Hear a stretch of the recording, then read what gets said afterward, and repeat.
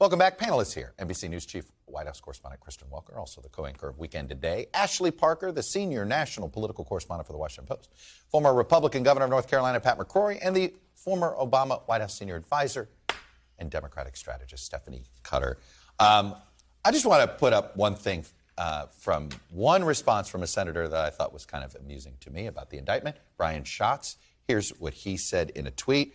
Just a reminder that there is no rule that you have to express your opinion before reading the indictment. Anyway, just wanted to give him a shout out there. By the way, Senator, we'd love to have you on the show. Kristen Welker, now what? Well, now what? This is going to be a months-long process that will likely stretch into 2024, legally speaking, at least. And there's no doubt that it has hardened support around the former president. Look at how his rivals are responding. But that's in the short term, Chuck. And I think the big X factor is, are there more indictments? And do his rivals start to go after him? This might make him stronger in the primary, but it could make him a lot weaker in a general election. Well, the Trump campaign wants us to think this is helping. They've sent out polling this morning. Hey, look at our fundraising. I mean, they're almost they're acting as if this is a celebratory moment for them.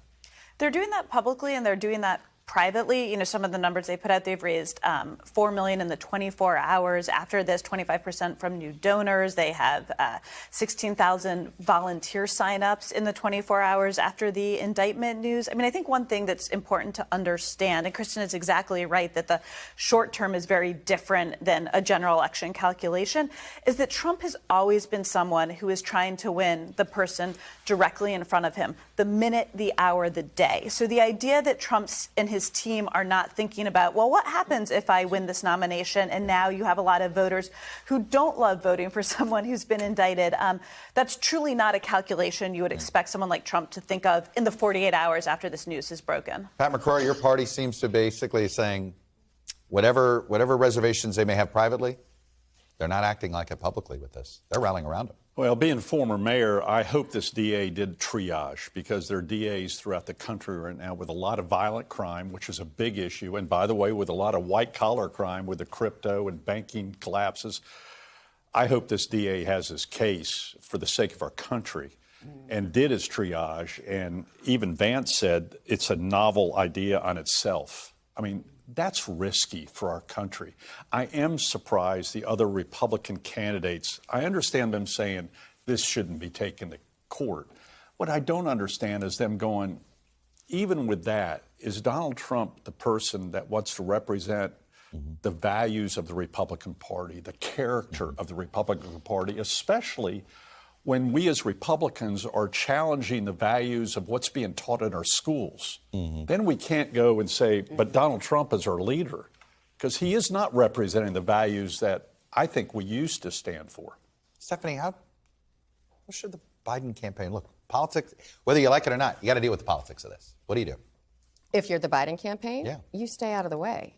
And I think that's what the White House strategy is. They don't want to be part of this story, and they shouldn't be part of this story. If they are forced to comment on it, the answer is simply the law applies to everybody. And we should trust our institutions, trust our legal system to get this right, not prejudge it. Yeah. We don't even know what the charges are. We haven't even begun the process of both sides presenting their evidence. This is going to be a long process. And they need to set the parameters of how they engage early, and they've started to do that. I want to pivot to the conversation I had with Joe Manchin, because I do think there seems to be a group of folks who believe if Trump's the nominee and Biden's the nominee, there's going to be a vacuum in the middle that's exploitable to actually win this election. Do you buy that? Do you buy that exists? No, I don't buy that.